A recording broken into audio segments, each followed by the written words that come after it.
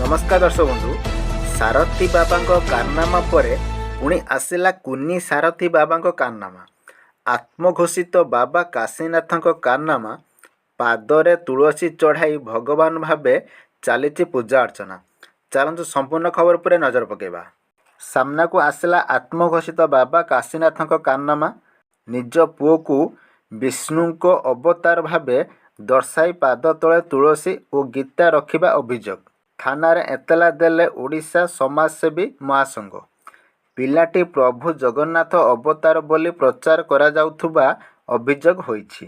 खंडगिरीर एक आश्रम रे पूजा पाउथुबा एई कुन्नी सारथींको विरुद्धरे आसिथिबा अभियोगर उत्तर देइछंती ट्रस्टी पांडव कुमार परिडा। से कहिछंती तांको शून्यवाणी होईछि। से स्वयं जगन्नाथंको एई बालक रूपरे जन्मग्रहण करि सारिछंती। तांको भितरे रहिछि आलौकिक शक्ति। दूरा रोग को भल करिबा परे तांको शून्यवाणी होइथिला जे जगन्नाथ एई पिला रूपरे आश्रम रे जन्मग्रहण करि सारिछंती।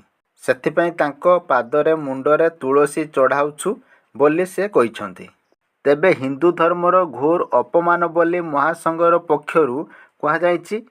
एहासो नाबालक पुओ को धर्म नाम बेपार कराई तार पाठ पढ़िबा अधिकार को तांको बापा क्षण करिछंती बोली कहिछंती महासंघ।